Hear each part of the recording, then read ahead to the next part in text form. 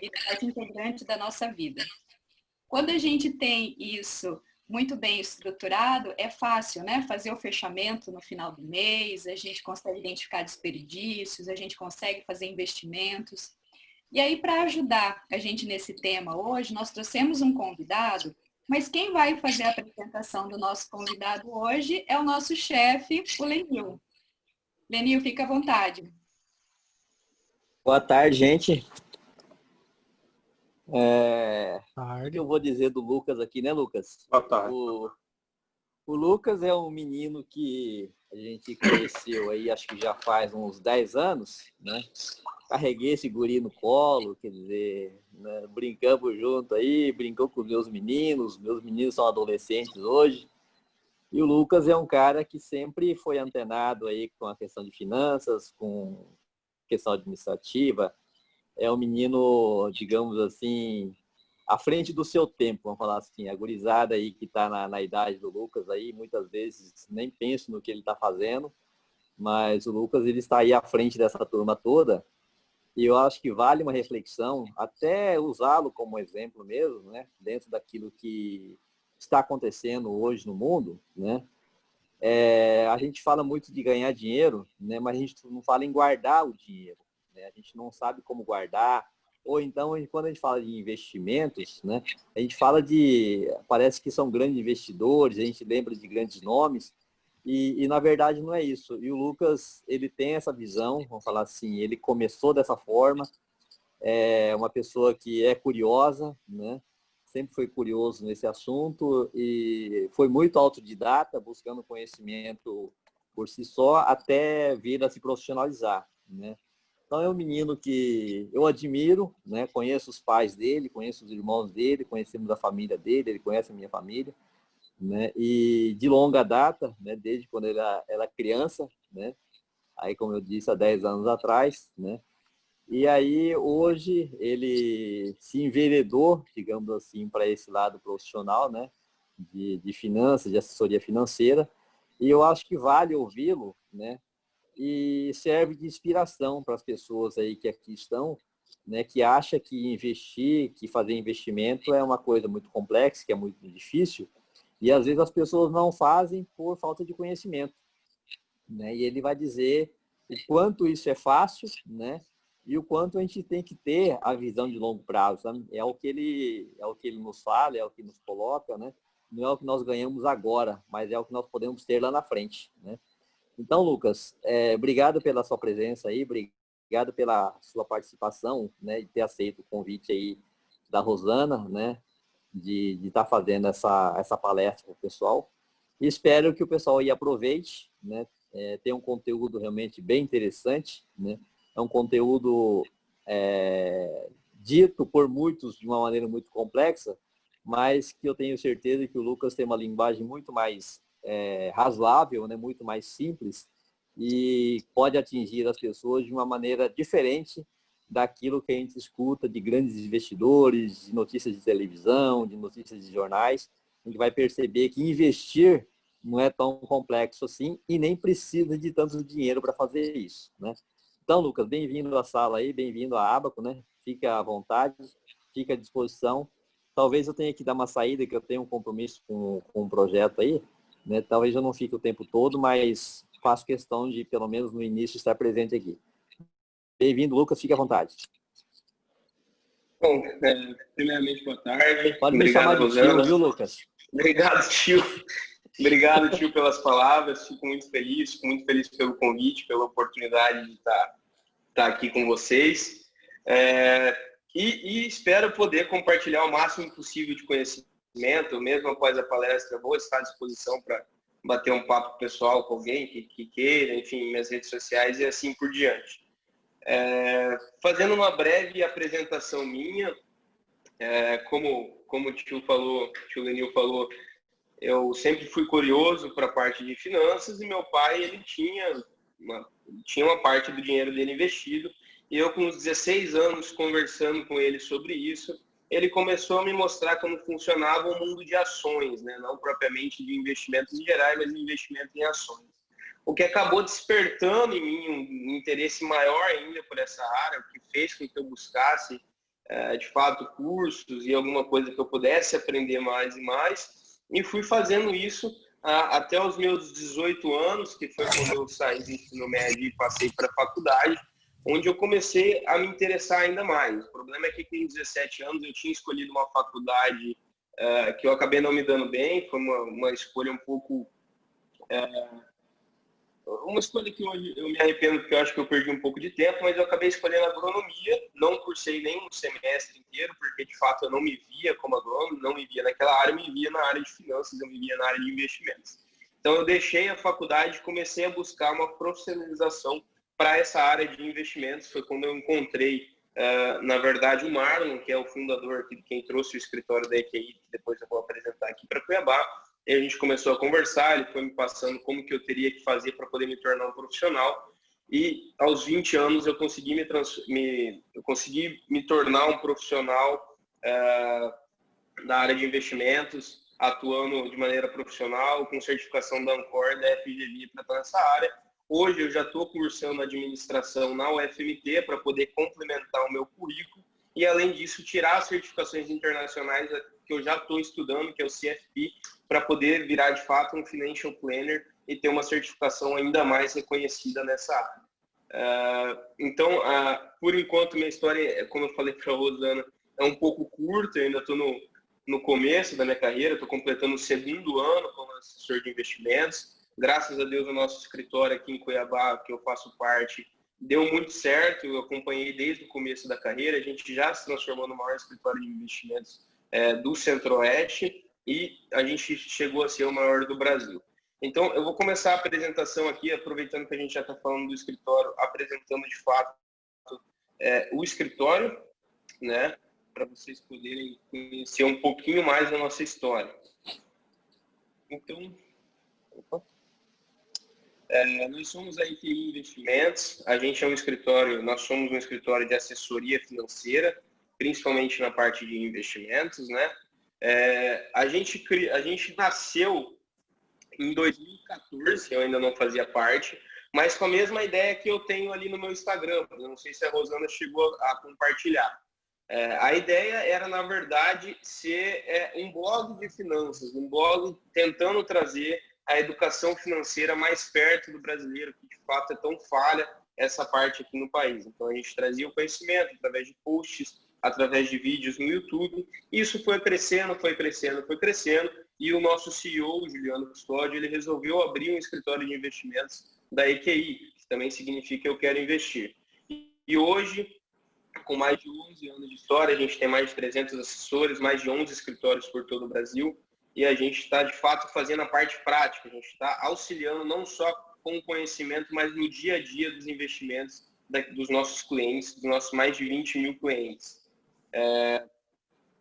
A gente tem, hoje, temos 11 escritórios aqui no Brasil, como vocês podem ver, e atualmente a gente passou por uma mudança um pouco drástica, que eu acho que vale a pena falar, porque o que acontece? A gente faz a parte de atendimento, nós, assessores de investimentos, a gente faz a parte de atendimento para o cliente que quer fazer um investimento e a gente precisa fazer isso através de uma corretora. A corretora nada mais é que uma intermediadora de valores imobiliários, onde você encontra os investimentos. Eu costumo fazer uma analogia com um shopping, como se fosse um shopping financeiro, onde você tem várias lojas, que seriam vários bancos, várias instituições que você pode escolher o investimento. A gente fazia isso através da XP, que hoje é a maior corretora de valores imobiliários do Brasil, e a gente chegou a ser o maior escritório com mais de 10 bilhões sobre custódia na XP, e há um mês e meio, a gente resolveu dar um passo maior, pensando no cliente, colocando o cliente em primeiro lugar,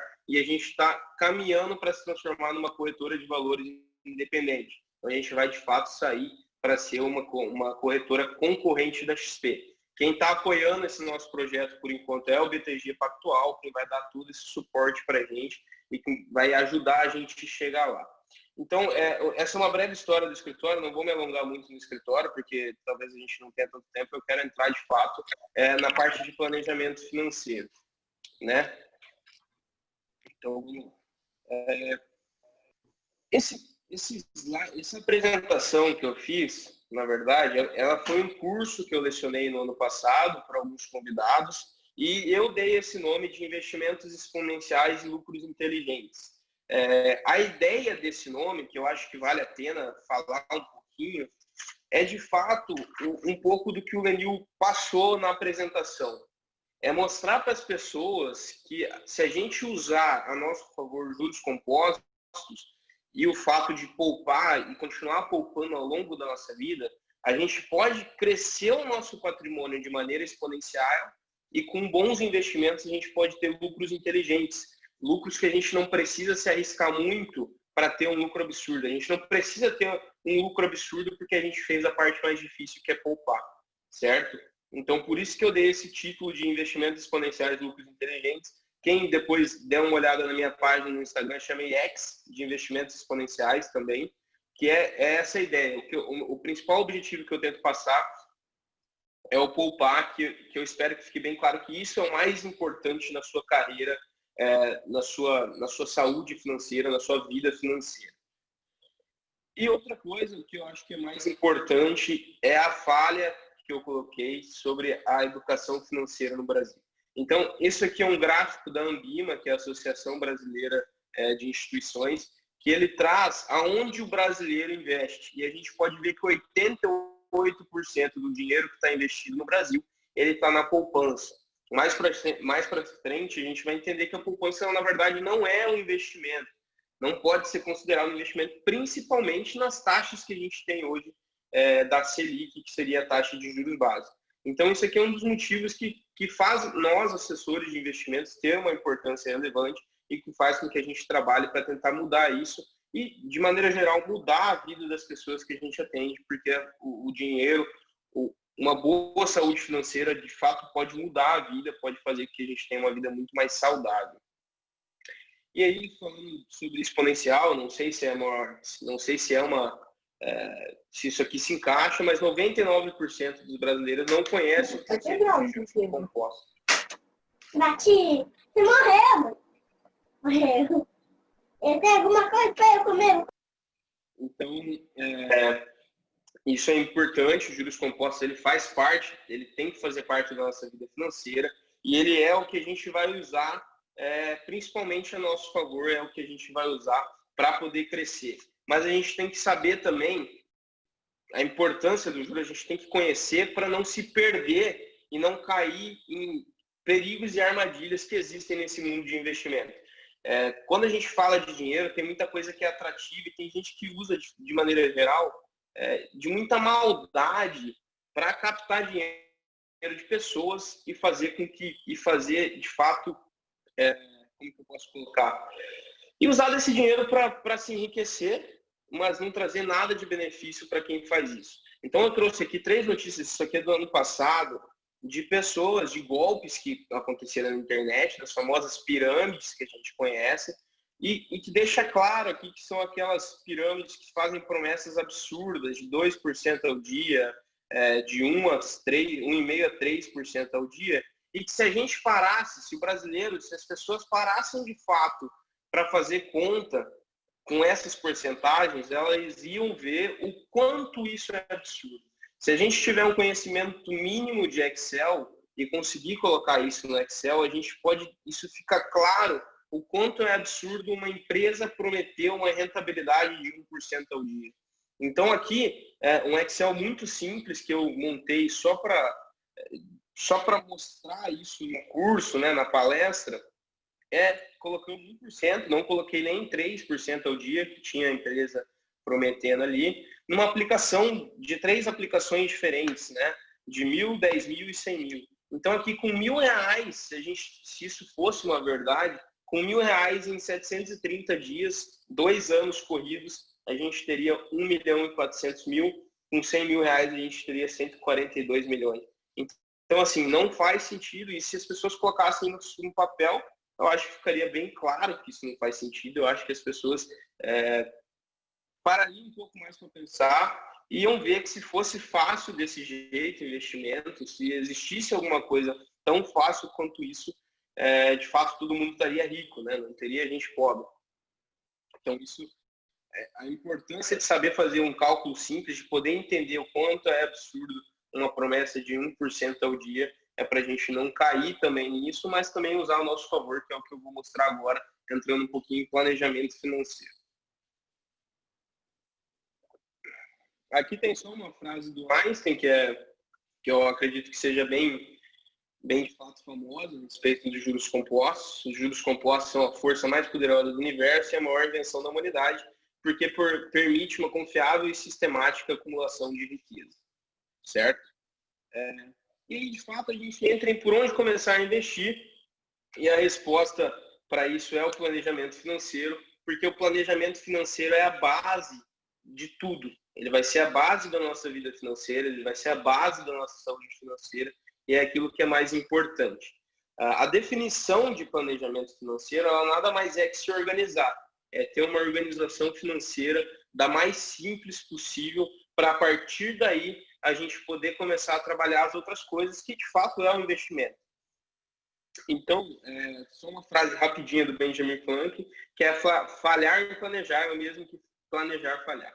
Então, no que se baseia de maneira prática o planejamento financeiro? Deixa eu só mudar o que eu estou compartilhando aqui.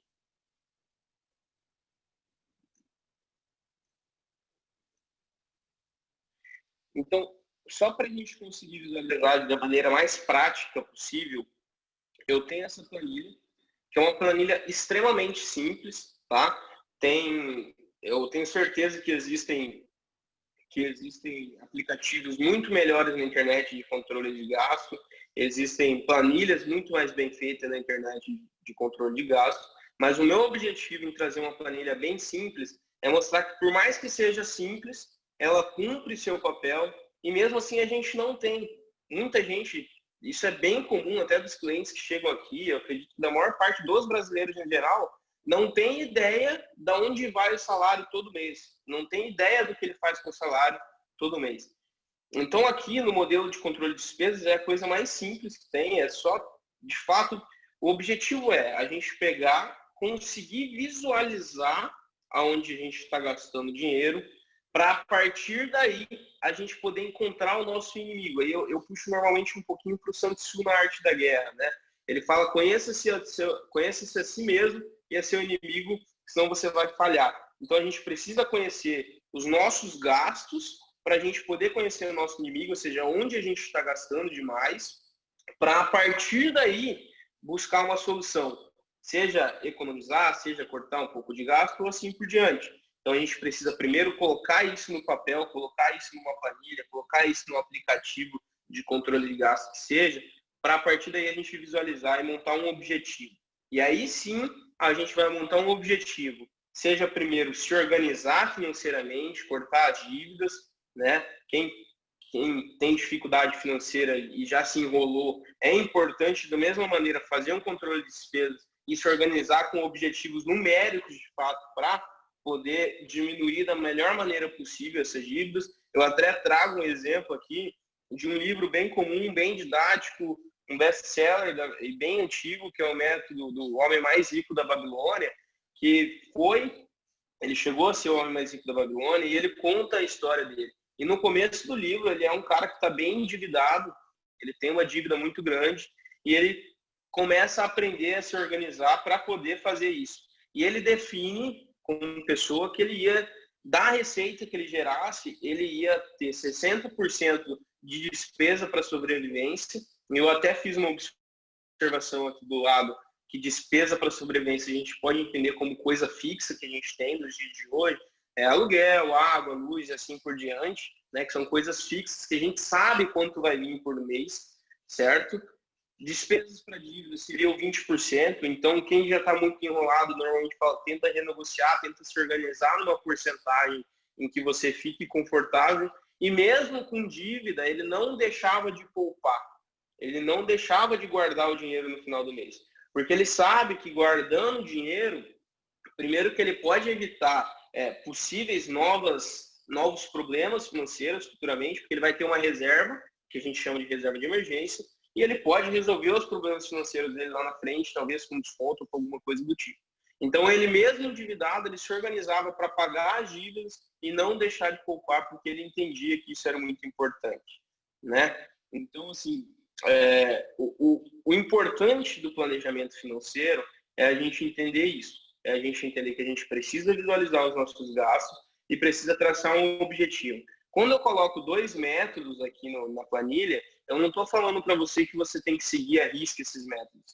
Gente, cada pessoa tem suas despesas, cada pessoa tem suas responsabilidades financeiras diferentes.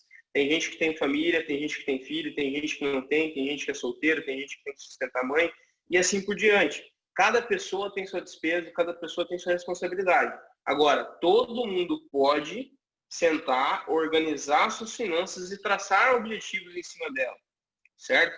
É igual uma dieta, não existe fórmula mágica, não existe receita mágica, não existe uma só para todo mundo.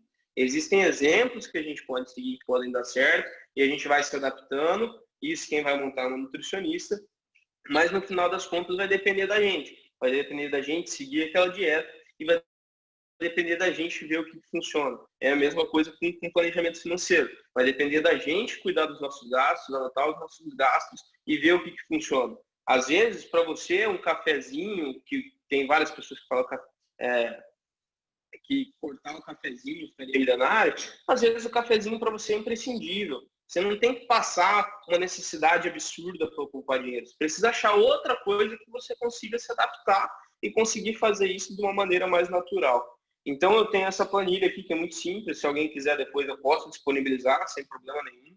Mas eu tenho certeza que tem coisa melhor na internet, onde os objetivos seriam de fato cuidar, seria de fato visualizar isso. O outro método que tem aqui é o mais simples, tá? 50, 30, 20. Seria 30% de estilo de vida ali, seria aquela renda variável que a gente chama, né? A parte da sua, despesa variável, que é restaurante, roupa, seria uma parte que você ia destinar para esse consumo. E a outra parte ali de poupar. Agora deixa eu só voltar para outra apresentação.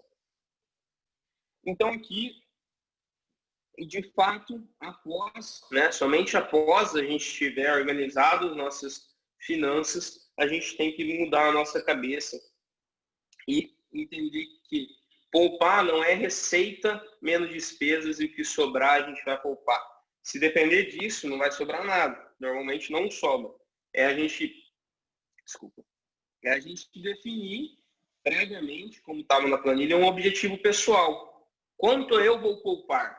Quanto eu vou poupar todo mês? Quanto eu vou dispor para poupar para alcançar um objetivo futuro? Isso é um planejamento financeiro que funciona. É receita menos poupar. É o que eu vou ganhar menos o meu objetivo principal. É o que a gente fala de se pagar primeiro. Primeiro você se paga os seus objetivos lá para frente e depois que você vai pagar as contas, depois que você vai pagar o que você já deve. Mas isso precisa ser um objetivo traçado. E você não precisa começar poupando muito. Você precisa traçar um objetivo que você alcança. Quando você vê que você alcança, você se adapta de novo para melhor.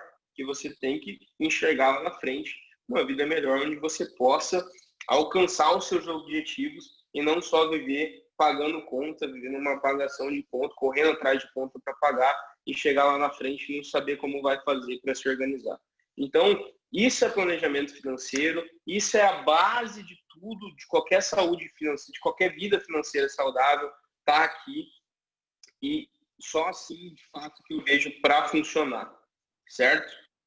Então, agora, a partir do planejamento financeiro, é que a gente vai entender, a gente vai passar para a parte de investimentos. Porque depois que a gente está organizado, a gente vai ter um investimento, a gente vai ter um dinheiro poupado, e com o dinheiro poupado a gente tem que fazer com que ele renda da melhor maneira possível. Que a gente não perca o poder de compra com esse dinheiro, ou seja, que ao longo do tempo que eu vá guardando esse dinheiro, que lá na frente eu continuo podendo cumprir meus objetivos. Ou seja, se eu quero ter uma casa lá na frente, que eu tenho uma ideia de quanto custa hoje, sem considerar a valorização que é possível ter na casa, uma casa que eu quero comprar na frente, e eu sei que hoje custa 1 milhão, existe uma inflação nesse período que eu preciso evitar com que eu perca o poder de compra, ou seja, que lá na frente eu continue podendo comprar aquela casa com dinheiro que eu já guardei, ou que eu já estou guardando. E para isso a gente precisa investir, a gente precisa fazer com que o dinheiro rode, a gente precisa fazer com que esse dinheiro tenha um retorno, e não são coisas absurdas, é isso que a gente tanto eu, tanto o Marcelo, que ainda não se apresentou, mas já vai se apresentar, que trabalha aqui comigo, vai tentar mostrar para vocês. Então, eu vou passar a palavra um pouquinho para o Marcelo enquanto eu pego uma água, ele vai se apresentar e vai trazer um pouquinho da importância do nosso trabalho, da importância do assessor de investimentos na ajuda para alcançar os objetivos financeiros do futuro. Oi, pessoal. Bom dia. Todo mundo está me ouvindo aqui muito bem, né? Em complemento com o que o Lucas havia comentado, né? Pô, eu sou assessor de investimentos aqui do escritório. Eu comecei um pouco antes, 2017, entrei no mercado e eu venho desenvolvendo esse trabalho realmente de trabalhar com assessoria de investimentos. E o que o Lucas trouxe até agora é o fundamental. Ninguém investe se não poupa. Ninguém investe se não se planeja. Né? E depois que você se planeja, às vezes, pô, tá sobrando recurso, consegui fazer o dever de casa, acabou minhas dívidas, tá sobrando recurso, agora é o momento que eu preciso entender, né, aonde que eu vou investir, né, o que eu vou fazer com esse dinheiro. E como foi comentado antes, cada pessoa tem seu objetivo, né? Ela pode, pô, ter um objetivo de comprar uma casa, dar uma condição financeira melhor para a família, para filhos, enfim. Cada um tem seu objetivo pessoal e é em cima disso que se planejamos no dia a dia. E uma coisa chave, né, é onde que eu vou investir o meu primeiro rendimento, vamos assim, o meu primeiro recurso que me sobra. E um ponto fundamental é que nós temos que criar uma reserva de emergência porque eventualidades podem acontecer. Né? Eu posso, a qualquer momento, enfim, aconteceu alguma coisa na minha família, na minha vida, alguma mudança onde eu não havia planejado e eu preciso desse recurso disponível, né? Então, para começar a falar um pouquinho de investimentos, vamos partir, eu acho que para a parte da renda fixa, começar a partir daqui. Opa!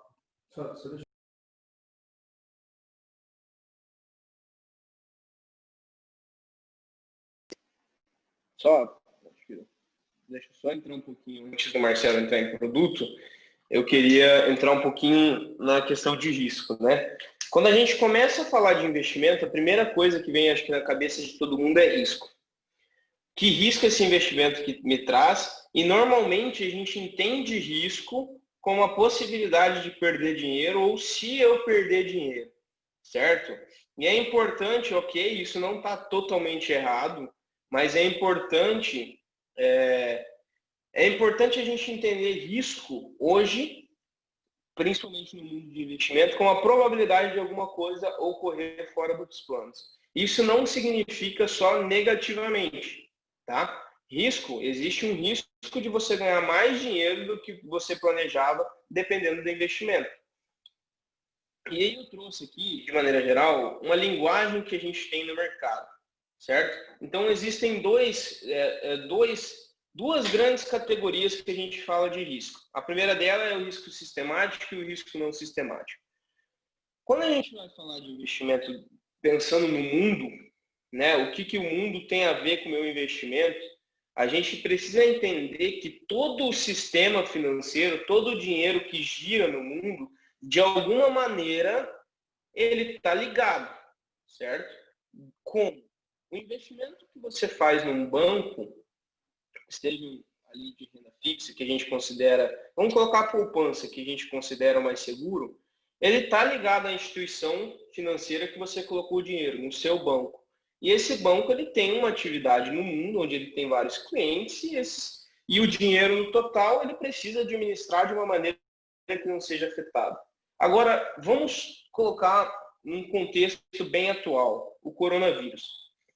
O risco sistemático ele está ligado ao conjunto como um todo, certo? Então, o seu banco, quando aconteceu o coronavírus, ele sofreu, certo?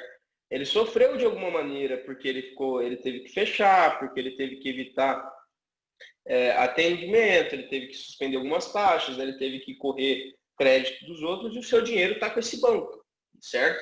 Então, o sistema, o mundo, ele está todo ligado. De alguma maneira, isso pode te afetar. É claro que a gente vai ver mais para frente por que a poupança e as rendas fixas são as últimas a afetarem, se forem afetadas, né? Mas eu queria colocar assim, colocando em outros tipos de investimentos, como ações, por exemplo, quando o mundo é afetado, aquela empresa provavelmente também vai sofrer algum tipo de...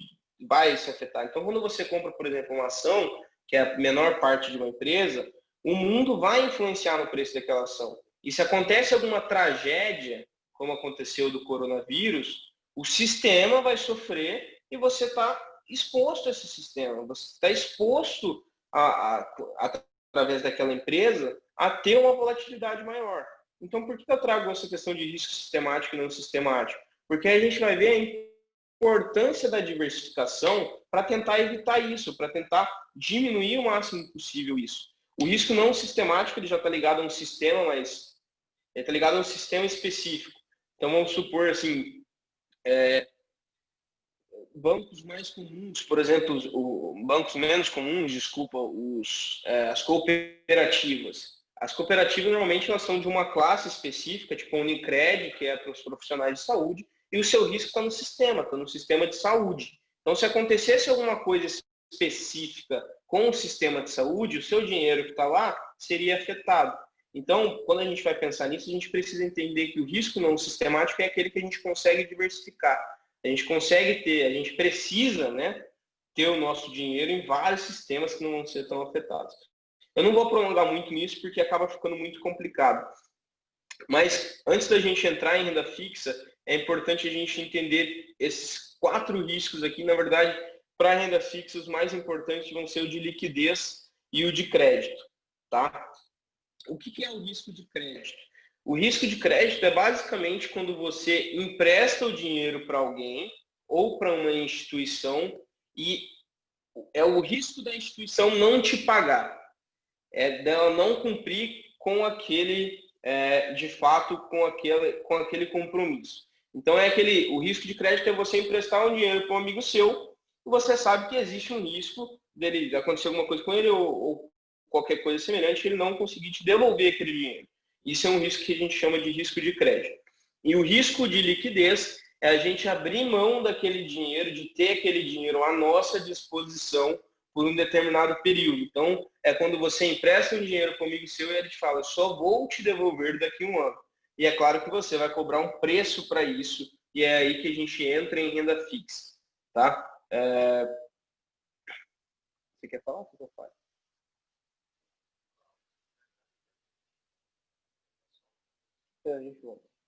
Então, a renda fixa, a definição dela para o mercado é tudo aquilo que a gente tem ideia de quanto a gente vai receber. Repare que eu coloquei que a gente tem ideia. Por quê? Porque quando a gente chega num amigo nosso e combina o seguinte, eu vou te emprestar esse dinheiro para um ano, daqui a um ano você me devolve com 10% de juros. Nesse caso, a gente tem certeza, né, do que vai receber, considerando o risco de crédito. Ou seja, existe um risco dele não me pagar, certo?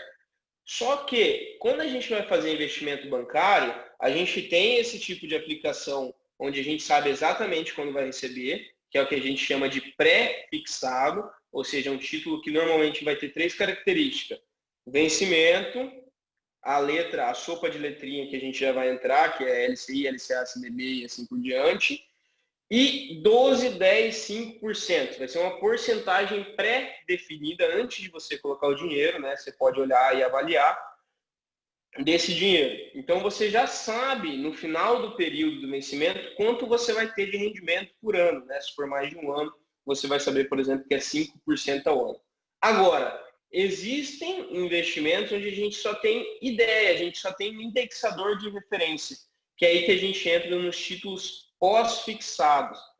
São a poupança, que a gente tem uma rentabilidade atrelada ao CDI, e outros títulos que sempre vão ter uma porcentagem de algum indexador.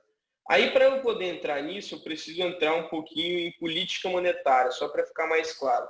Por que eu vou entrar em política monetária? Porque se eu falar de Selic, se eu falar de CDI e se eu falar de inflação, sem explicar um pouquinho de política monetária, não vai fazer muito sentido. Então, vamos lá. O que é a política monetária? É tudo aquilo que o governo faz em relação ao dinheiro. Ou seja, é tudo que o governo faz para tentar aumentar a quantidade de moeda em circulação ou o consumo. Como que ele faz isso? ele faz isso, um dos jeitos dele fazer isso, e o principal é através da taxa Selic. A taxa Selic é o que a gente fala de custo básico do dinheiro. Ou seja, é quanto o governo acha que está valendo o seu dinheiro. E o que acontece? Quanto mais caro o seu dinheiro está valendo, mais interessante para você que tem o dinheiro é guardar. Por quê? Porque ele está custando mais caro, estão me pagando mais caro com esse dinheiro. Então, se eu emprestar esse dinheiro, eu vou receber mais. Então, a taxa Selic é uma referência que vai falar... É claro que isso não é uma coisa direta, né? Existe todo existe todo um sistema até isso chegar. Mas a taxa Selic é o que vai ditar o seguinte: vale mais a pena eu guardar dinheiro ou vale mais a pena eu consumir? Então, quando a gente tinha em 2014 até 2016 a taxa de juros acima de 10%, a gente tinha muito facilmente remunerações em renda fixa, em títulos de renda fixa. Aí vou entrar no título de renda fixa público, né, que são o Tesouro Direto, acima de 10% ou em 10%. Então, era muito fácil a gente ter uma rentabilidade de 10%. Por quê? Porque o governo decidiu que o governo estava pagando 10%. Certo? Então, ele queria o quê? Por que o governo faz isso? Quando ele faz isso, ele está tentando fazer o seguinte: ele está tentando fazer com que o consumo diminua, que não tem o contrário, né? Ele está tentando fazer com que o consumo diminua. Para que ele quer que o consumo diminua? Para a inflação ser controlada. E por que ele quer controlar a inflação? Para os preços não dispararem tanto. Então, a política monetária ela tem um objetivo de controlar a moeda, controlar o preço, a inflação das coisas, para que o país não fique fora de controle. E agora, nesses últimos anos, eu não sei se vocês, eu acredito que vocês tenham acompanhado, a Selic ela tem caído. Né? Aqui está até em outubro de 19, mas a gente está com a Selic em 2%. Certo? A gente está com a Selic em 2%. E o que isso significa? Significa que o governo está pagando menos pelo nosso dinheiro está valendo menos, então o crédito é mais barato para as pessoas pegarem empréstimo, e a gente que tem dinheiro guardado, a gente fica estimulado a consumir. Por quê? Porque qual que é a primeira coisa que a gente pensa, principalmente conhecendo só a poupança, por exemplo, que representa a maior parte do Brasil, né? A poupança não está me pagando nada. Por que eu vou deixar o dinheiro parado? Eu vou comprar um apartamento, eu vou comprar um carro, vou tentar fazer alguma coisa onde eu consumo esse dinheiro e ou eu não deixo ele parar, ou eu não deixo ele parado, ou eu vou comprar mesmo porque não está rendendo nada, né? Então, a ideia que o governo tem é essa. Então, e foi isso que aconteceu, né? A gente já ouvi muito isso, fazendo reunião com o cliente, cara, mas eu estou comprando gado, eu estou comprando não sei o quê, porque na poupança não estava rendendo nada. Então, aí ressaltando um pouquinho o slide que vocês viram ali em cima, a importância do assessor de investimento, que é adaptar esses períodos de Selic alta ou baixa, bons investimentos para que a pessoa tenha um bom retorno, né? E aí, voltando lá para a renda fixa, né? Por que a gente falou aí de Selic, por que a gente entendeu o que é o custo básico do dinheiro? Porque a gente precisa entender o seguinte: existe o Tesouro Direto, que é de fato, são aqueles títulos de renda fixa onde a gente empresta dinheiro de fato para o governo, a gente está financiando as dívidas do governo, ele está fazendo uma dívida com a gente, ele vai nos remunerar de acordo com a taxa Selic, né, na maior parte dos títulos. E existem aqueles títulos que são privados, são de instituições privadas, que são os bancos na maior parte, né? São as emissões bancárias. Ou seja, ambos são títulos de renda fixa, o Tesouro Direto é renda fixa e as emissões bancárias também são renda fixa. Só que as instituições são diferentes. Então, quando você coloca dinheiro na poupança, por exemplo, você está colocando dinheiro no banco. Não é um título de renda fixa, mas é um ativo que vai te remunerar em cima da renda fixa. E quando você coloca no banco, repare que você já está correndo um risco a mais, né? Lembra que a gente falou de risco de crédito? Risco de crédito é a possibilidade do emissor não cumprir. E aí, por que normalmente o banco, o CDI, ele está ali juntinho com a Selic, ou às vezes acima, normalmente é abaixo, desculpa, mas normalmente bem próximo. E quando você vai comparar um título do mesmo vencimento, do Tesouro Direto com o CDB, por que que o banco às vezes paga mais? Porque ele tem um risco a mais. O risco do Tesouro Direto é o Brasil. O Brasil é o risco. Para você perder dinheiro, de fato, de seu dinheiro sumir em um Tesouro Direto, o Brasil tem que falar, eu não vou te pagar, não consigo te pagar, não tem dinheiro. O Brasil, a federação tem que falar que não tem dinheiro para te pagar. Agora, quando você coloca o dinheiro numa renda fixa no banco, o seu risco está ligado à instituição. Então, por que que isso é importante a gente entender? Porque é normal a gente falar que o CDB, a renda fixa no geral, é a coisa mais segura que tem. Ok, qual delas? Né? O Tesouro Direto cru, que eu estou falando atrelado à taxa Selic, com certeza vai ser o título mais seguro, né? Porque ele é ligado ao Brasil. Se o Brasil quebrar, aí a gente está, de fato, todo mundo, de maneira geral, está correndo riscos enormes, bem maiores que simplesmente nossos investimentos. Agora, voltando aqui para o pós-fixado, acho que eu me alonguei um pouquinho. O pós-fixado é os títulos atrelados a um indexador, por exemplo, a Selic. Quando você compra um título ou um fundo de investimento, onde ele está, que você vai ser remunerado, por exemplo, 100% da Selic ou 100% do CDI, que são dois indexadores, você tem somente uma ideia de quanto você vai receber. Então, se você tivesse comprado esse título em 2016, por exemplo, e aí, na época ele estava te pagando 100% do CDI, vamos olhar aqui a Selic. Ele estava te pagando 100% da Selic. Ali em 2016.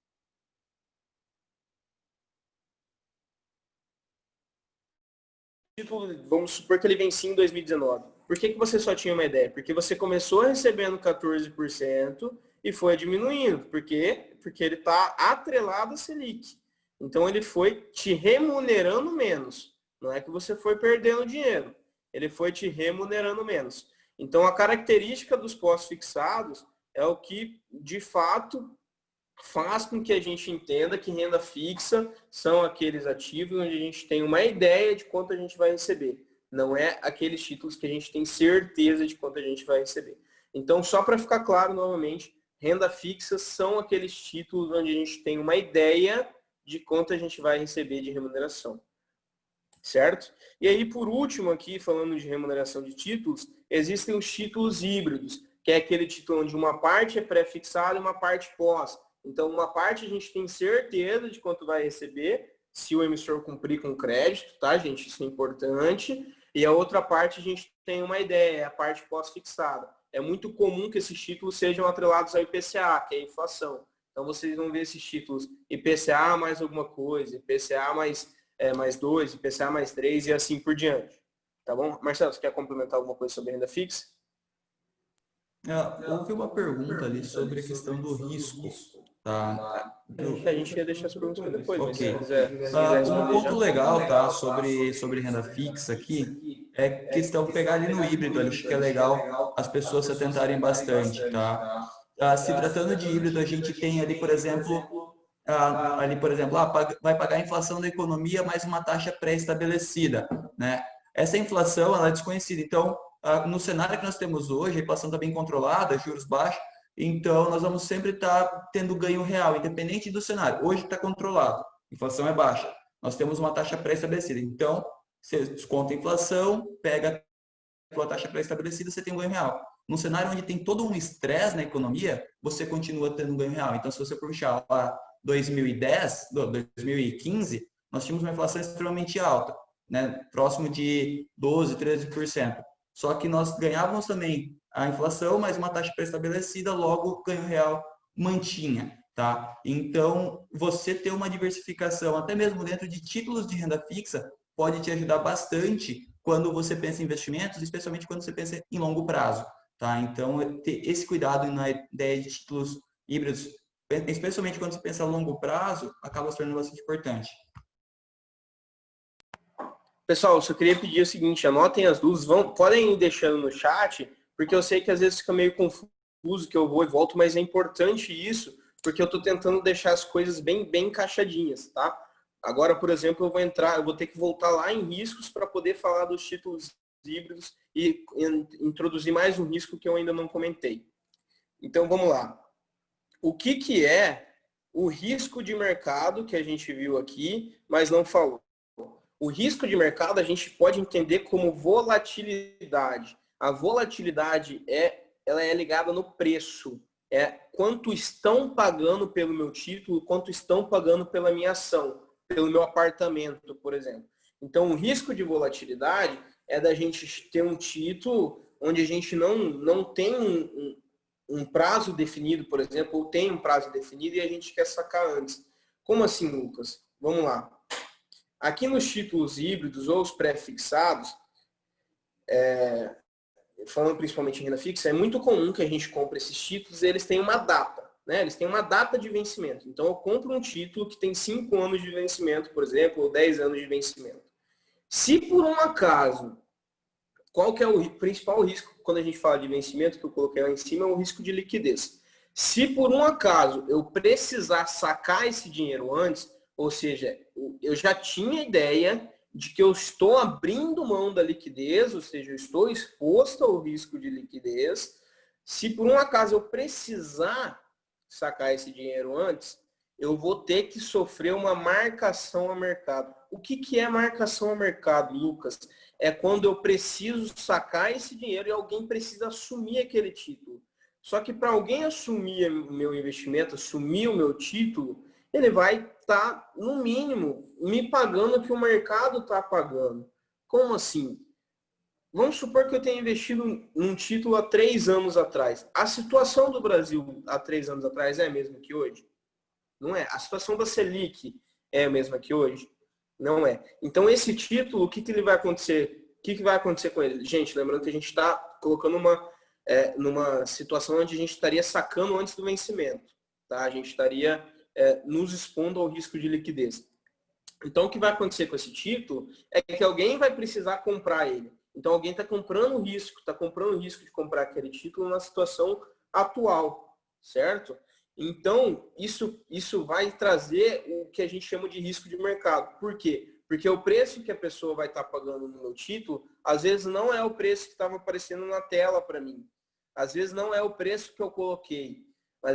Mas é importante ressaltar que isso está ligado ao saque antecipado. E aí, por que a gente tem que ficar ligado com isso? Porque existem títulos do Tesouro Direto que são, sim, os títulos mais seguros de renda fixa, porque o risco deles é o Brasil, certo? E o que acontece? Existem títulos desses que são títulos longos, que eles vão ter precificação a mercado, eles vão ter marcação a mercado. Então, mesmo fazendo investimento de renda fixa, onde eu tenho ideia de quanto eu posso retirar no final, eu posso sofrer volatilidade. E às vezes, quando a gente vai fazer um investimento sozinho, a gente não sabe disso, né? E aí entende só o seguinte, a gente só vê do âmbito de risco de crédito, né? Só avalia que Brasil é Tesouro Federal, né? É Tesouro Direto, e desconsidera o fato que existe um risco de marcação ao mercado. E eu coloco um dinheiro lá, em um título longo, e às vezes eu preciso sacar esse dinheiro em um ano. E aí o que acontece? Num ano pode dar uma precificação negativa, ou seja, eu vou ter que sacar antes e às vezes com prejuízo. Então isso é importante a gente ver, quando a gente for fazer investimento, procurar aqueles títulos que não tem marcação ao mercado, principalmente se a gente já sabe que vai precisar desse título, ou que tem vencimento próximo ao que a gente vai precisar. É por isso que é importante a gente ter uma carteira diversificada até mesmo em prazos. E até a reserva de emergência, né, que o Marcelo comentou. A reserva de emergência é aquele primeiro valor que a gente tem que ter disposto se der alguma coisa errada, se alguma coisa inesperada acontecer na nossa vida. E esse dinheiro da reserva de emergência, ele não pode correr volatilidade. Então, ele pode ser tesouro direto? Pode. Mas tem que ser num título que eu não tenha marcação ao mercado. Que vão ser normalmente os pós-fixados, tá, gente? Eles continuam tendo uma acompanhação no Selic ou no CDI. Complementar, Marcelo? Não, acho que é fundamental destacar essa parte. Pô, eu tenho um título de renda fixa e as pessoas voltam assim, mas é renda fixa, né? O conceito ideal é, pô, não tem o risco. E no dia a dia a gente vê bastante pessoas se assustando, comprando título público, por exemplo, eu comprei um Tesouro IPCA+, que é para 2035, mas me dá liquidez a qualquer momento. E quando ela vai resgatar antecipadamente, por falta de conhecimento, ela acaba caindo na marcação a mercado. E isso pode ser tanto um prêmio, ela pode ganhar um ágio nessa saída, como também pode sair com um valor menor do que investiu. Então, entender o investimento, como que funciona a precificação dele, que é uma coisa simples, mas acaba sendo fundamental para você evitar algum tipo de erro, né? Então, acho que o investidor tem que tomar alguns cuidados e quando não tem esse conhecimento, acho que buscar algum profissional, alguém para ajudar, acaba se tornando bastante importante.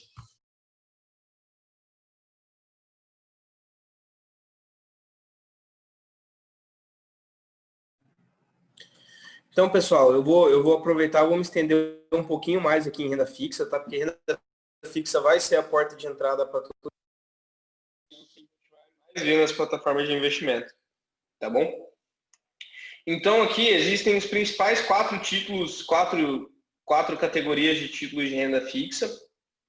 Emissões bancárias, a gente já falou, que são aqueles títulos de dívida feitos pelo banco. Então, o banco pega o seu dinheiro, ele capta o seu dinheiro para fazer investimento, e ele vai te pagar por isso, em um prazo definido, pré-definido, com uma taxa pré-definida, seja pós-pré ou híbrido, certo? Normalmente, os mais conhecidos, CDBs, LCIs, LCAs e LCs, que são letras de crédito. O LCI e o LCA normalmente são isentos de imposto de renda, porque o banco, quando ele emite uma letra de crédito imobiliário ou do agronegócio, ele está se comprometendo a investir aquele dinheiro que ele captou, que ele pegou emprestado dos seus clientes no setor imobiliário, no setor do agronegócio. Então, o governo isentou de imposto para estimular que os bancos façam isso, para estimular a economia de maneira geral, tá bom? Importante, as emissões bancárias são os únicos com garantia do FGC, do Fundo Garantidor de Crédito. O que significa isso, Lucas? Se eu tenho dinheiro numa emissão bancária, o banco que emitiu aquela dívida quebra, eu sou garantido, eu recebo desse fundo o meu dinheiro de volta. Lembrando que até 250 mil por instituição e R$1 milhão por CPF. Eu tenho essa garantia que por mais que o banco quebre, eu vou receber de volta, certo? Os créditos privados são são emissões de empresas diretamente, de debêntures. Os certificados de recebíveis também são um crédito privado, só que eles são de securitizadoras. Voltando para as debêntures. Debênture é uma empresa emitindo um título de dívida. É a Petrobras falando, eu quero 3 bilhões de reais para fazer um investimento do pré-sal. E eu vou te pagar tanto em tantos anos. E você, como investidor, pode comprar, pode investir na Petrobras dessa maneira, emprestando dinheiro para a Petrobras e se remunerando através disso. Nesse caso, o seu risco de crédito está ligado à Petrobras, certo? Está ligado à instituição. E aqui você não tem FGC, gente. Não importa se a empresa quebrar, você não tem FGC. É claro que, como a gente está falando de mercado, de sistema financeiro, existem regras para emitir título, existem regras que a empresa tem que seguir para pagar seus crediários e assim por diante. Tá? Também não é tão bagunçado assim. Os CRIs são emitidos por uma securitizadora, onde os CRIs e CRAs, né, são também ligados ao imobiliário e ao agronegócio, só que é como se fosse uma empresas menores, não são os bancos em si, que querem dinheiro do mercado para fazer algum projeto. Então, ela procura uma securitizadora, emite esse título, ele vai ao mercado e você compra. No caso aqui, você também está comprando risco, tá? Está comprando risco da empresa. Você sabe de que empresa é esse CRI ou esse CRA, então também está ligado o seu risco à empresa, não está ligado ao banco nem ao governo, que o governo é o título público, é o último que a gente já acabou falando bastante. Aqui é bem simples, bem rápido, só para a gente ter mais uma ideia do que são, de quais são os títulos de renda fixa, certo?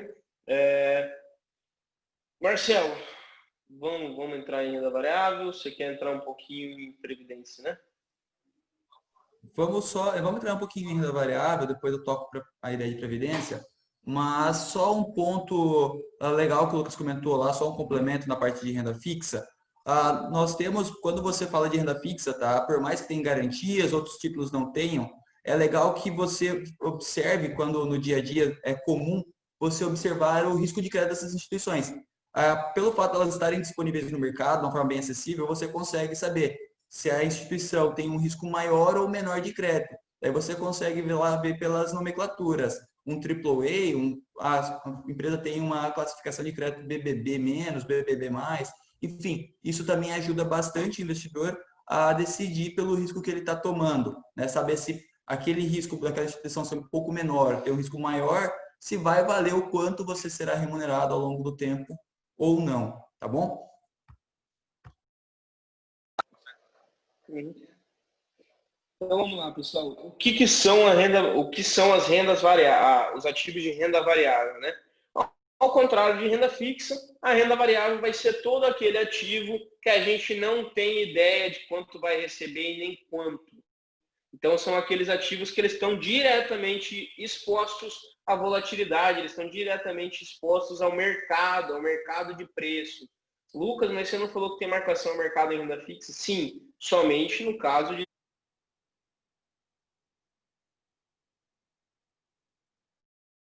o seu ativo, certo? Então aqui na renda variável a gente não tem ideia de quanto a gente vai receber, não existe um compromisso em renda variável de pagamento num determinado prazo por uma determinada rentabilidade.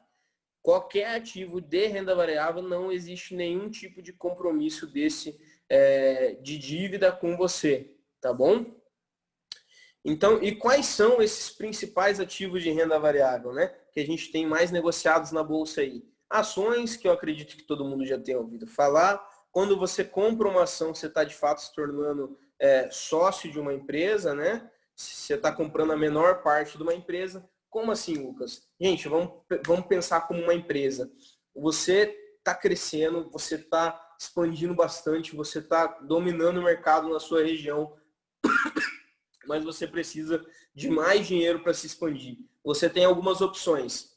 Pegar dinheiro no banco, pegar dinheiro de um investidor privado que quer investir em você. Quando ele faz isso, ele está comprando uma parte da sua empresa. Ou, de fato, vender uma parte da sua empresa para quem quiser comprar. É aí que você se torna uma empresa de capital aberto e tem ações na Bolsa de Valores, certo? Então, o que é uma empresa que tem ações na Bolsa de Valores? É uma empresa que aceitou vender uma parte dela para pessoa física ou jurídica comum e que vai pegar esse dinheiro para se expandir assim por diante, tá? Então, por exemplo, a gente vai ter um IPO de uma empresa recentemente da Pet Center, tá ocorrendo o IPO, é uma empresa de cachorro, né, de material, de cachorro não, desculpa, é uma empresa de artigos de pet shop, é um pet shop, né, Marcelo?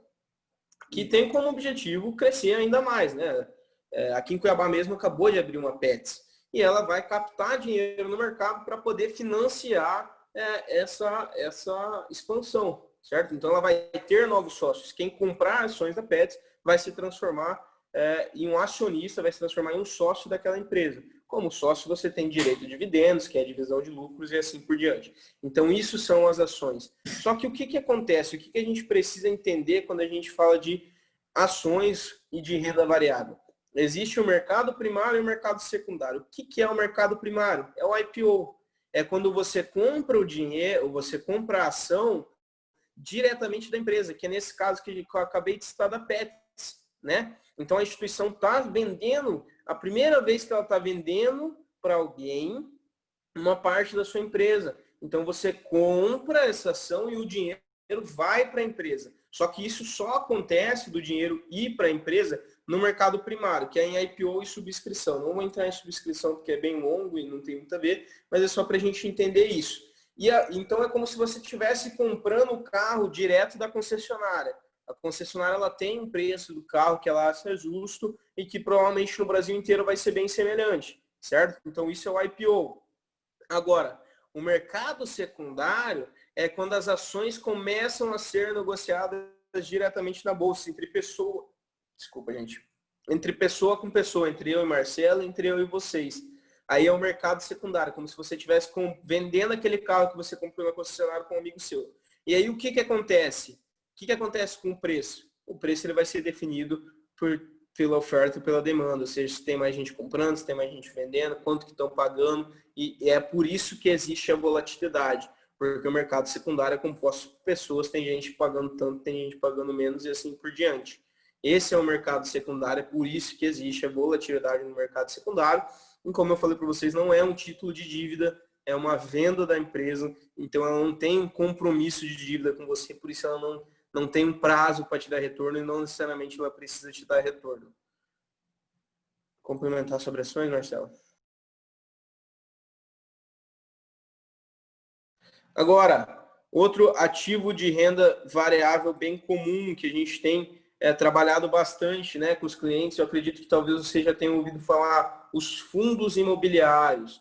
Quando você compra um fundo imobiliário, ao contrário da ação que você está fazendo parte de uma empresa, você está fazendo parte de um negócio imobiliário. Aí pode ser um shopping, pode ser um fundo logística, pode ser qualquer coisa ligada ao imobiliário. A gente tem fundo de hospital, tem fundo de hotel, nos Estados Unidos tem até fundo de floresta. Enfim. E aí o que acontece? Aquele fundo imobiliário, ele vai tentar te gerar receita de alguma maneira. Normalmente com os aluguéis, né? Tendo locatários, tendo inquilinos, onde vai pagar um aluguel e esse fundo vai distribuir para vocês, né? É a mesma coisa que as ações.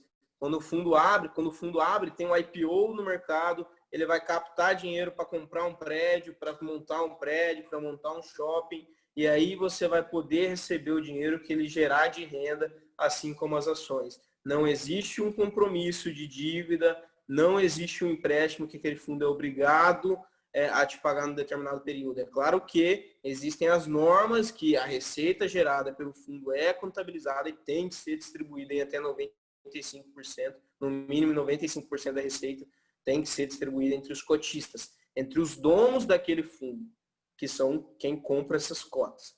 Então, esses fundos é o que a gente fala de fato de investir em imóveis através da bolsa. Você está comprando imóvel, quando você compra o fundo, você sabe que imóvel que é, que shopping que é, onde que está localizado. Você consegue ver quais são os contratos, quem está alugando aquele imóvel, por quanto tempo, quanto que ele está pagando e assim por diante. Mas a cota, que é mais ou menos o preço de quanto vale, ela também é determinada pelas pessoas, quanto estão pagando para vender, que é o mercado secundário. É onde vive, é onde mora, é onde é formada a volatilidade, que é o que a gente entende como risco de mercado ali no mercado secundário.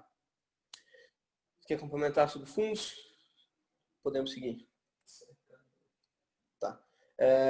E aí a gente tem os derivativos. Derivativos é uma parte um pouco mais complexa da renda variável, que são as opções, que é um contrato de compra ou venda futura. Eu não vou entrar muito nisso, porque, gente, é muito complexo os derivativos, e os commodities são, de fato, ali o milho, gado, milho, boi gordo, enfim, outras commodities que a gente tem negociados na bolsa, que também dependem do preço, tá? Eles têm renda variável, então eles não têm título de dívida. Aqui os fundos imobiliários que eu entrei, existem os fundos de tijolos, tá, gente? Os fundos de papéis, a diferença os fundos de tijolos são aqueles que de fato a gente vai saber quais são os imóveis, onde eles estão e quanto eles estão pagando, né? Quem são os inquilinos. Os fundos de papéis são aqueles fundos que vão comprar títulos de renda fixa, que a gente viu lá atrás, os CRIs e os LCIs, que de maneira geral esses títulos são obrigados a investir em imóveis e eles têm uma remuneração e o fundo vai distribuir essa remuneração para os seus cotistas. Então você está investindo indiretamente em imóveis, mas quando você compra fundos imobiliários, diferente das LCIs e das CRIs, eles sofrem volatilidade. Não é porque são de papéis que são compostos por isso na carteira que eles não têm volatilidade. Eles também são negociados em mercado secundário e, consequentemente, estão expostos à volatilidade dos preços. E aí, por último, eu deixei aqui os fundos de investimento.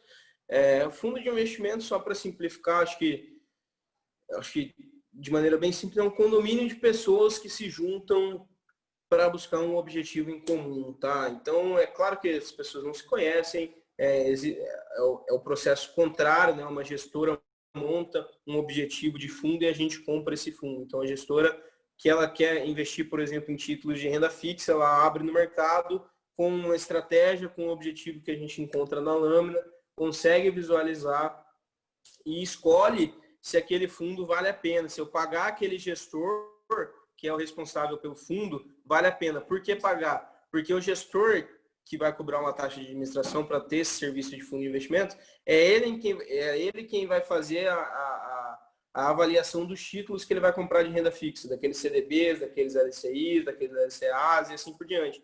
Ele vai avaliar, falando de renda fixa, o que vale a pena para os cotistas. Então a gente tem que confiar no gestor e ele vai te cobrar uma taxa consequentemente para isso.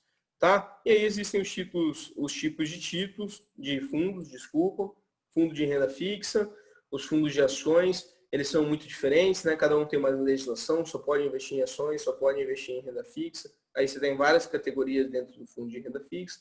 O fundo de multimercado são aqueles fundos mais sem regras, né? Eles têm liberdade de legislação para investir no que eles quiserem, mas eles acabam seguindo os objetivos da estratégia que ele coloca para os cotistas. Então ele monta um fundo, ele fala, eu vou investir nisso, nisso, nisso. Ele vai cumprir isso, mesmo que por legislação ele não seja obrigado, como as ações, que são obrigados a investir no mínimo em 67% em ações. Os fundos de fundos é um fundo onde você vai pagar um gestor para escolher os melhores fundos do mercado. Tá? Então ele vai comprar outros fundos. E os fundos de índice, que é o que a gente conhece como ETF, são aqueles fundos que vão tentar replicar um índice. Ou seja, por exemplo, o índice Ibovespa, que é do mercado de ações que a gente tem no Brasil, que é o Bovespa, a Bolsa de São Paulo, ele mede como está o desempenho de 60 maiores empresas do Brasil. Esse número muda bastante. Então, quando ele está subindo, a gente pode ter uma ideia que as 60 maiores empresas estão subindo, né, na média. E quando ele está caindo e assim por diante, certo? Então, quando a gente compra um ETF, a gente está comprando a média dessas empresas. Esse fundo ele não vai fazer nada, absolutamente nada, para tentar ganhar do Ibovespa, ganhar mais que a média. Tá? Então, ele é um fundo que a gente chama de passivo. Aqui um pouquinho do que eu já falei, de gestor, né, que é quem é a figura mais importante do fundo, que é quem a gente vai pagar para selecionar esses ativos, que é quem vai, de fato, gerir o nosso dinheiro que a gente colocou naquele fundo. A taxa de administração que todo fundo tem é quanto esse gestor vai fazer para cobrar isso. A taxa de performance é quanto ele vai cobrar se ele superar uma performance, se ele te entregar um resultado acima do esperado, ele quer uma participação desse fundo. E o que é desse lucro, desculpa. E o que é importante a gente ver quando a gente fala de fundo, a liquidez, porque às vezes a gente vai colocar um dinheiro que a gente precisa sacar rápido, a gente tem que colocar num fundo de alta liquidez, né? Isso tudo a gente tem na lâmina, tá, gente? Quem é o gestor, qual é o objetivo do fundo, nas lâminas do fundo. Quanto é a taxa de administração, quanto é a taxa de performance, qual a liquidez e se o fundo possui alavancagem ou não. A alavancagem é operar com mais dinheiro do que o fundo possui ou a gente, pessoalmente, operar com mais dinheiro do que a gente tem na conta. Consequentemente, a gente perde mais dinheiro do que a gente teria fazendo sem alavancagem. E aí a gente entra, aqui eu vou deixar mais para um bate-papo, eu acho que eu vou começar a responder as perguntas antes de entrar em como montar a carteira, porque como montar a carteira é igual à questão do planejamento financeiro, não existe uma regra, é uma coisa depende de cada um, depende dos objetivos, depende do que pode, do que não pode, do prazo, e assim por diante. Aqui é uma parte mais bate-papo mesmo. E a última coisa que eu queria mostrar, que na verdade era para ter mostrado antes, aqui no meu Excel, que é a capacidade de poupar, né, gente? Que é o fato da gente fazer uma continha aí dos juros compostos ao nosso favor, né? Então aqui está uma simulação de investimentos, onde a gente teria aportes mensais, colocando todo mês o mesmo valor, né? Durante no máximo 30 anos. Esse tipo de investimento ele vai ser muito parecido com a previdência privada, que é onde você seleciona o quanto você quer investir por mês e ele vai te remunerar. Aqui eu coloquei R$300 de maneira bem simples. Aqui está o CDI de hoje, 1,9%. Quanto rende uma carteira nos 30 anos do CDI. Então, em 30 anos, guardando R$300, se você tivesse uma previdência que te pagasse o CDI, você teria R$145 mil guardados no final dos 30 anos. A carteira 1 tem 4%, 6% e 8% posteriormente, né? Assim por diante. E aí a carteira de 8% a gente já teria R$447 mil guardando apenas R$300 por mês. E às vezes a gente não faz essa conta, não tem ideia disso. Imagina guardando aí mais, né? Vamos supor que você tenha a capacidade de poupar R$2.000 por mês e assim por diante. Então é importante a gente ter essa ideia, é importante a gente visualizar isso para poder, de fato, pensar no nosso objetivo, pensar no nosso futuro, né? E a previdência privada é uma maneira para quem quer começar de fazer isso, é uma maneira importante, uma contribuição importante que a gente pode ter. O Marcelo vai complementar um pouquinho mais sobre previdência privada e eu vou beber uma água e já volto para responder a pergunta de vocês. Pessoal, fazendo então um paralelo com a ideia de fundos de investimentos, né? O Petroni tinha comentado ali de alguns tipos de fundo dentro de algumas classes. E o que acontece? As pessoas às vezes vê previdência privada, falam assim, cara, é investimento de longo prazo, então eu necessariamente vou fazer uma coisa bem conservadora, assim, bem renda fixa e tal. E isso não é necessariamente uma verdade, tá? Dentro da previdência privada, vai ser uma ideia de um fundo, então você vai ter um gestor, você vai ter a característica de um fundo onde esse cara vai administrar para você os recursos, você vai ter a responsabilidade de fazer os aportes, os seus investimentos ao longo dos anos, né, ao longo do tempo, e você, evidentemente, que você vai poder escolher qual é o tipo de investimento que você vai optar dentro de uma previdência privada. Eu quero uma previdência privada onde eu seja bastante conservador, eu quero renda fixa. Então, você vai escolher um fundo dedicado para isso. Ou você pode optar a um fundo multimercado, até mesmo um fundo de ações. O que está ficando bastante popular, e o mercado tem gostado bastante, é que alguns grandes gestores do mercado que têm fundos de investimentos famosos, né? Um exemplo desse é o Verde, ou a Arques Income, por exemplo, eles fazem, por exemplo, tem um fundo já famoso, consolidado, e onde tem a gestão bastante conhecida, e eles decidem copiar a estratégia de investimento deles, dos fundos famosos, dentro de um plano de previdência. Então, o investidor ele já começa sabendo, opa, esse cara é consolidado, esse cara tem um histórico muito bom. E ele pode optar por fazer esse investimento ao longo do tempo, tá? E como que funciona? Por que eu vou investir talvez em previdência privada e não outros investimentos?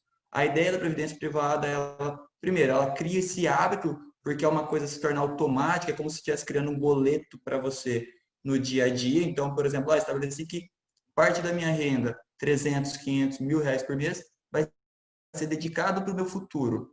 Então, nesse caso, você faz lá seu plano com essa característica e todo mês, por exemplo, ela pode fazer um débito em conta e tal, então você cria esse hábito, né? Um outro ponto interessante quando você fala nele é questão de benefício fiscal, né? Eu vou falar umas coisinhas bem técnicas ali, mas é porque acaba se tornando bastante importante. Mas, por exemplo, quando você investe numa renda fixa, você investe num fundo, numa ação, você paga imposto de renda em algum momento na menor alíquota possível de 15%, né? Exceto quando são isentos, mas dentro desse sentido. No plano de previdência, você consegue chegar numa alíquota menor, de 10%. Então, você acaba tendo um benefício, certamente, de certa forma, fiscal nisso. Um outro ponto legal é que, dependendo de como for a sua renda tributária anual, dependendo de a forma que você declara seu imposto de renda, você consegue até mesmo abater imposto de renda dentro do seu plano de previdência. Ou seja, você investe, você poupa e no final do ano você ainda acaba recebendo uma restituição sobre o valor que você investiu, de acordo com a sua renda tributável. Então, acaba sendo um negócio, acaba tendo um benefício de novo fiscal em relação a isso, até limite de 12%. Então, quer dizer, o leão ia morder eu ia deixar quieto, agora dentro de um plano de previdência, dependendo da minha situação, vou lá e posso restituir até 12% disso. Então, ela acaba tendo alguns mecanismos bastante interessantes para o investidor, pensando a longo prazo e pensando realmente em fins tributários, tá? E, assim, igual o fundo que comentei, é semelhante ao fundo de investimento. Você tem ali o gestor, você tem a característica, o fundo vai cobrar uma determinada taxa de administração para remunerar as atividades da gestão, vai ter uma taxa talvez de performance, até aí é tranquilo, desde que ele venha entregar pelo menos o que ele se objetiva a fazer, né? Uma coisa que você tem que tomar um cuidado, e isso só tem hoje em dia, basicamente dentro de bancos, né? Não existe isso fora desse cenário, é uma taxa de carregamento, onde que você acaba sendo abocanhado de forma antecipada, né, antes de você contribuir. Então, acaba pesando. De modo geral, hoje em dia, já não é, basicamente, ninguém tem esse tipo de investimento. Mas é uma coisa bastante importante e é um investimento dedicado para longo prazo. Rosana, Vamos abrir para pergunta, porque eu até vou ter um compromisso às 15h45. Acho que a gente podia bater um papo, pode até repetir esse bate-papo em outro dia. Mas eu queria responder, queria ver o que eu posso ajudar, o que eu posso deixar mais claro, talvez eu não tenha sido claro em algum ponto, para facilitar ainda mais o entendimento. Ok. Nós temos aqui algumas perguntas, tá, Lucas? Eu tenho uma aqui do Fernando Macedo, ele está perguntando o seguinte: risco de crédito é se o pequeno banco que emprestei o dinheiro fechar as portas? Exatamente. O risco de crédito está ligado 100% à instituição emissora. Se a instituição é um banco pequeno, você está correndo um risco de crédito maior. Lembrando que os bancos eles têm a cobertura do FGC de até R$250 mil por instituição, ou seja, aquele banco ele te cobra até 250 mil e 1 milhão por CPF. Então você pode ter vários bancos diferentes, somando no máximo R$1 milhão que o risco de crédito acaba sendo imune, né? Seu dinheiro, o banco vai quebrar, seu dinheiro vai sumir, mas depois o fundo vai te ressarcir num prazo de, se não me engano, até 90 dias. Certo. Tem uma aqui também do Leonardo Campos. Quais são as vantagens dos títulos de renda fixa em relação aos fundos de investimentos, como, por exemplo, ETFs e FIIs? Na verdade, assim, não posso dizer que existe uma vantagem em fundo de investimento, desculpa, ou em renda fixa no geral. Ele está dizendo fundos de investimento. Então, não posso dizer que existe uma vantagem necessariamente num fundo de investimento de renda fixa. São investimentos diferentes. Eu acho que uma carteira bem diversificada ela tem que ser composta por uma parte de fundo de renda fixa, porque normalmente os fundos de renda fixa ele tem uma alta liquidez, ou seja, você consegue alocar sua reserva de emergência para sacar, ou um dinheiro que você já tem um compromisso, seja daqui 4, 5 ou 6 meses. Né? Então você fica mais tranquilo, ao contrário dos FIIs, dos ETFs, que eles estão expostos à volatilidade, em que você não consegue ter certeza de quanto você vai ter de dinheiro naquele fundo, naquele ETF, naquele prazo, porque o preço dele pode estar acima ou abaixo do que você pagou, depende do mercado. Ok. Tem mais uma aqui. É melhor investir em fundos de renda fixa ou diretamente no Tesouro? Então, aí isso a gente vai entrar no quanto a gente tem de disposição para tentar analisar um título de renda fixa, né? Porque no fundo de renda fixa a gente está terceirizando esse trabalho através do gestor, está pagando esse gestor para fazer isso. E quando a gente mesmo vai escolher os títulos de renda fixa, seja do Tesouro ou outros, a gente está fazendo a avaliação de crédito, de liquidez e assim por diante.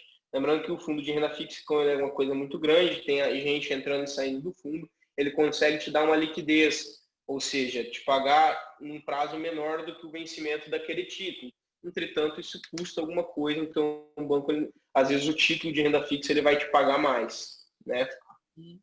Tá, o Fernando está perguntando aqui também, como eu calculo o CDI? Sempre vejo CDI 112% por 4 anos ou CDI 118% por 7 anos. Isso é bom ou é ruim?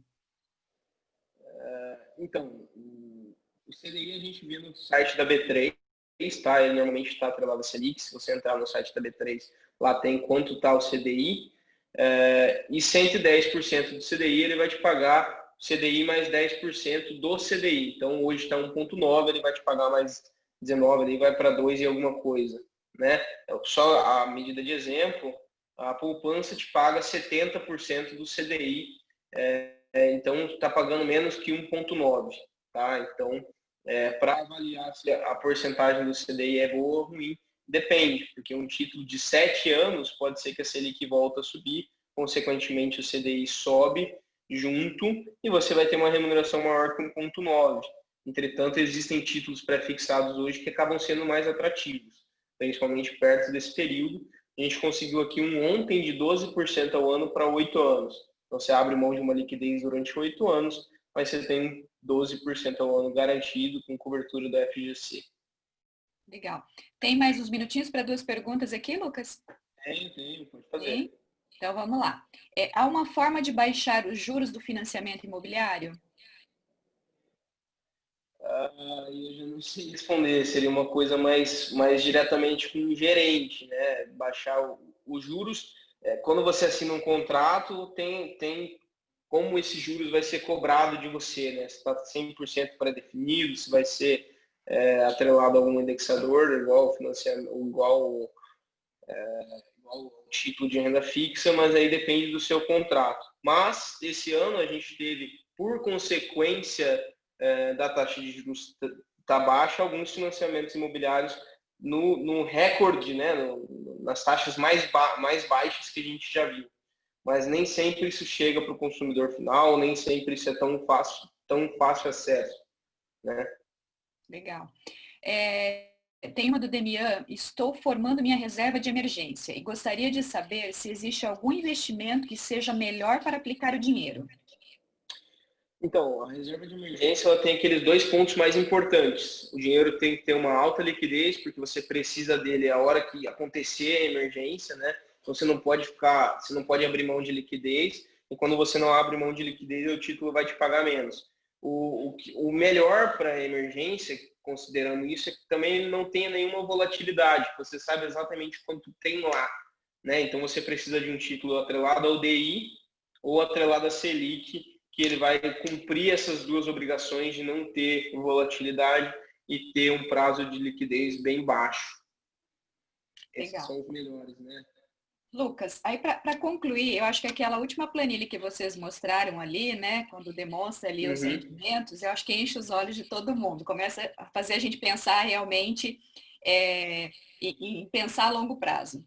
Mas aí eu te pergunto, hoje eu estou endividado, estou cheio de conta ainda para pagar, mas assim, eu gostaria de começar a planejar isso. Tem algum valor mínimo que eu possa começar? Você começou com uma demonstração ali de R$300, né? Mas tem algum outro valor, por exemplo? Não, olha, se você tiver R$50 por mês, tu pode começar a economizar em previdência privada, fazer esse investimento?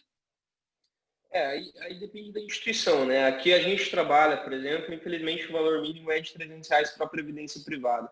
Mas nada impede que você comece a poupar no seu próprio banco ou numa conta numa corretora qualquer, abrindo e fazendo essa poupança de primeiro. Se você não tem nada poupado, o mais importante com certeza é a reserva de emergência, é aquele dinheiro que você tem que ter para se acontecer alguma coisa que você ainda não tinha, e aí você vai montando ele em fundos DI e em fundos Selic, né, que não tem volatilidade, de novo, e que de fato você sabe quanto tem lá e tem uma liquidez grande. Mas é importante, junto com isso, você já começar a se planejar para quitar as dívidas, parar com certeza de fazer novas dívidas, né? E cumprir o seu planejamento, cumprir as suas metas, planilhar e assim por diante, para você começar a acumular e poder repensar seus investimentos, organizar sua vida financeira lá no começo, que a gente falou bastante sobre planejamento financeiro. Ok. Bom, eu vou estar divulgando para vocês, então, o Instagram do Lucas. Também tem o podcast, né, Lucas? Tem bastante dicas ali. E aí eu vou estar passando para o pessoal. Tem algum outro canal, Lucas, que o pessoal pode estar, de repente, batendo um papo contigo lá no Insta, lá no... Vou te passar, você manda para todo mundo, vou deixar meu número, meu e-mail. A gente fica aqui no SB Medical, tá, gente? Aqui no Jardim Cuiabá, um pouco mais para cima do antigo Hospital Jardim Cuiabá, é onde tem o Subway, a gente fica no 19º andar. Sintam-se super convidados para nos fazer uma visita, quiser bater um papo mais pessoal sobre investimento. E, Rosana, estou à disposição se quiser fazer outro bate-papo, tirar outras dúvidas, continuar falando sobre finanças, a gente está sempre à disposição. Tá ótimo. Lucas, olha, te agradeço. Você e o Marcelo, foi ótimo o nosso bate-papo, viu? Foi maravilhoso. Realmente a gente começa a pensar a longo prazo. Foi muito bacana aí as dicas de vocês. Obrigada pela presença, por aceitar aí o nosso convite. Tá certo? Também a todos, muito obrigada aí pela presença de todos vocês. O evento está sendo gravado e a gente vai disponibilizar no canal lá nosso do YouTube da Abaco, tá, pessoal? Assim que tiver, nós encaminhamos daí para vocês. Giz, obrigada pelo apoio aí. Obrigada, pessoal. Então, Deixa eu só... Gente,